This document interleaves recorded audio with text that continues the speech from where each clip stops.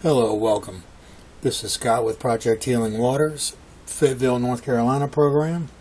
And this month's fly is, this one is the March Brown. And the second part of this month's fly is the pheasant. I think it's pheasant and orange. Either way, they both replicate spiders. And we don't go to the mountains quite a bit in the summer because of the heat. So we are doing this fly just for some local ponds and lakes around here for some top water, mostly just panfish. But the materials are, we are using brown ultra thread, and 8 or 6/0 would do just fine. For the hook, we're using Conan.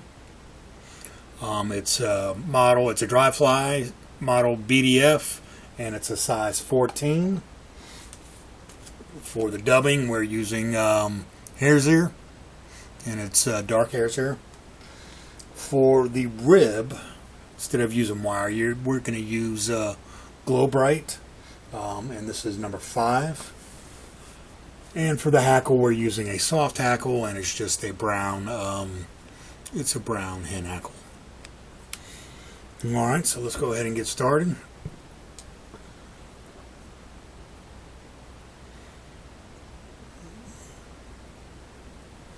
First, what we want to do is we want to take our thread, and we're going to do it 1 eye length behind the eye of the hook.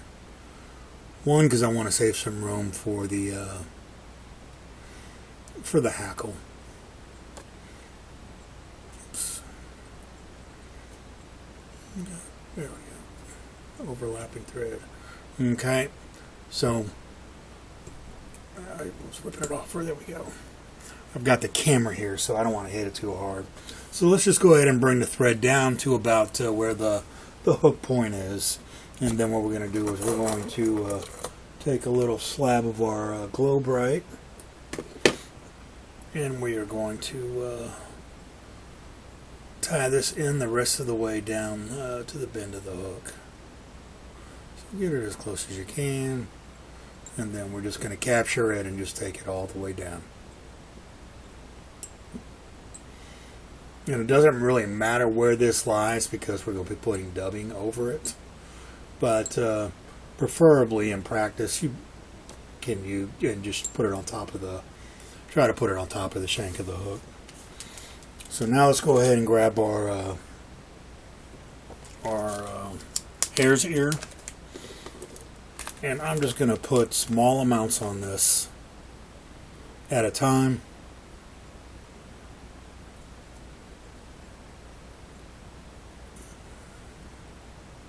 And then we're just going to build that up.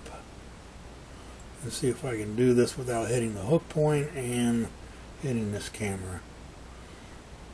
And we're just going to slowly, see what happens when you hit that hook point.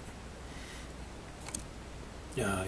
And working around the camera. It's not very easy.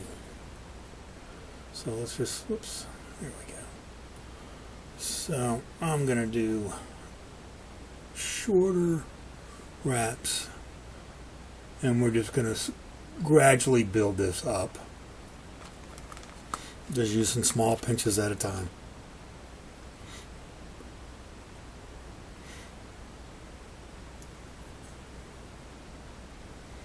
And just take your time, and we do want this buggy look with this.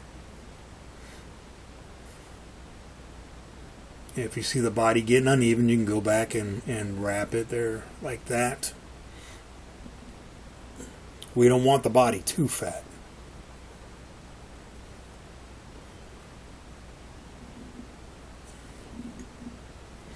And just slowly wrap it forward.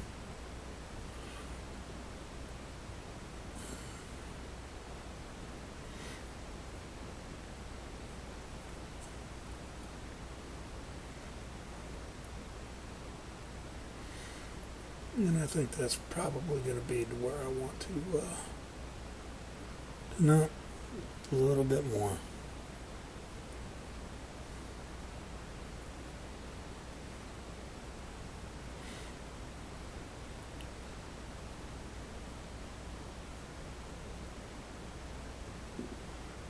And I think that's probably good right there.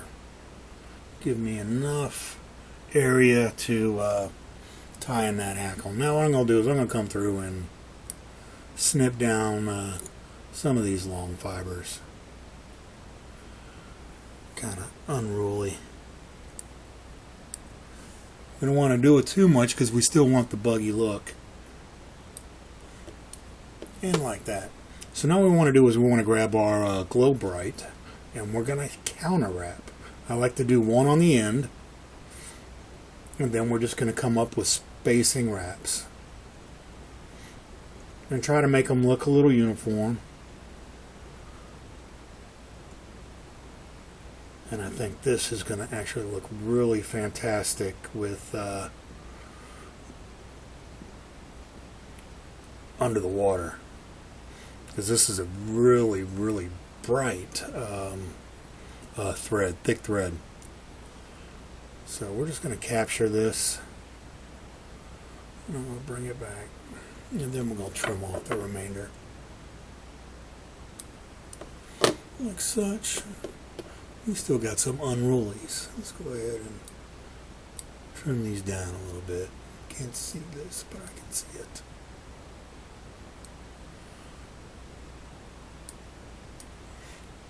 That little one right there. There we go. Alright, so now what we want to do, it's looking nice and buggy. I see that that thread right here kind of got buried into the dubbing, but that's okay. I'm not going to go back and do anything with that. So now I'm going to pluck a nice feather off of the hen, and I'm going to strip it down. I'm going to take all the fuzzy or the yeah, just the fuzzy. And then we're just going to create a Christmas tree to create a tie-in point. And I'll illustrate what that is here. Right there. So we're going to take that and we are going to tie it at our starting point. And just do several wraps, loose wraps at first, and then you can do some tighter wraps. So now let's get in here and cut the remaining feather off. I had a couple snips in there. Hopefully I didn't compromise this. And then we're going to bring our thread to the front. I think I did. I did. I cut that right off. Okay, no biggie. So I'm just going to take it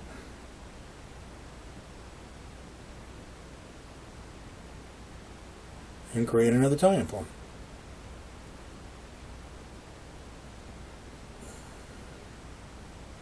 The thing about these soft hackles is they tend to be a little pain in the butt sometimes to work with. You usually only have a couple wraps with these before they break on you. Alright, so we're just going to capture this and hopefully this will stick. Alright. Alright, so let's go ahead and remove this. And let's see if this is going to work. I'm going to grab my maybe I'm not going to grab them. I don't even know where the hackle pliers are. I had them. Okay, no big deal. So I'm going to use my fingers, and we are just going to let's go ahead and push these back and let them work back this way for our benefit a little bit. And it does help to wet your fingers to force these back. And this just helps out much better for it to actually work its way backwards the way we want it. And the reason you want to use, it's better to use hacker pliers with this, is so you don't twist it.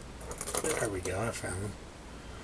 And I hate using these things, but they do have they do have their benefits. So I'm just going to take this, and it basically frees up your fingers to wrap this. And we're just going to go around. Don't worry about the unruly feathers that, the fibers that don't want to cooperate. We'll either force them back or we will cut them out. So what we don't want to do is we don't want to impede the eye too much. And I think this is probably my last wrap with this. Let's go force these back like so. And I might be able to get another one actually. And if you just work these back, it makes it really easy to get this around. Okay, looks like I'm actually pretty good. I think I'm going to capture a couple, but that's okay. So go ahead and take your thread, and we're just going to start pushing these fibers back. And like I said, don't worry about if they get above the eye of the hook, because you can just pull those or cut them out. Essentially what we're doing now, we're just trying to capture this and make sure it's not going to pop out on us. So now what we can do is we can come up here and we're going to remove the rug. Man, I just cut the thread. Let's see if we can tie this back on without messing up anything. You can somewhat save this, but you only have a couple times to do it. Alright, looks like it's going to work. So that, and now what I'm going to do is I'm going to capture the thread. There we go. And then I'm just going to force it all back. And now I'm coming back into the hackle, which is not ideal, but when you have those little mess ups, this is one way to save the fly. Otherwise, you're going to have to redo the entire hackle.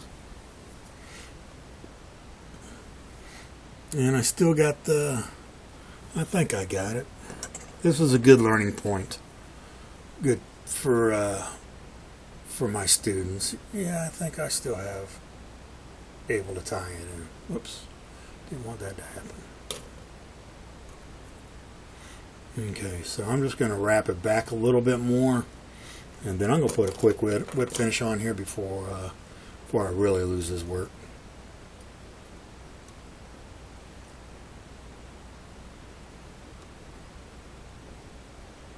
I'm just going to put two in, because I am going to put some either super glue or Sally Hansen, but we're just going to snip that out. Okay, then we just come around here and dress this up a little bit and see how it's going to work for us. It looks like it's going to be just fine.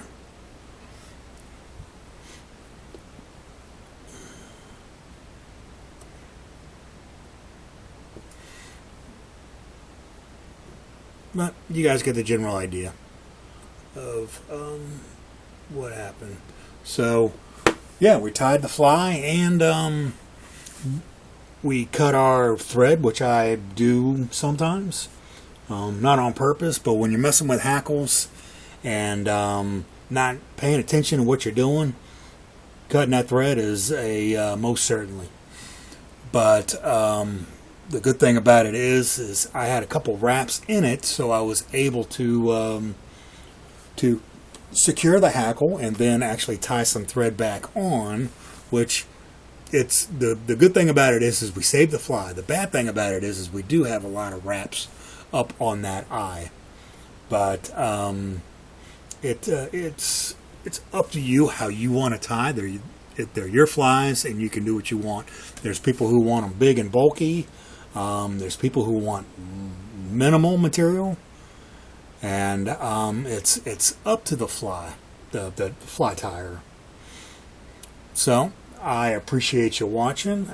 This is Scott with Project Healing Waters, Fayetteville, North Carolina program, And I am happy that you finished the video. If you have any people that are interested in these videos, be sure to share it with them.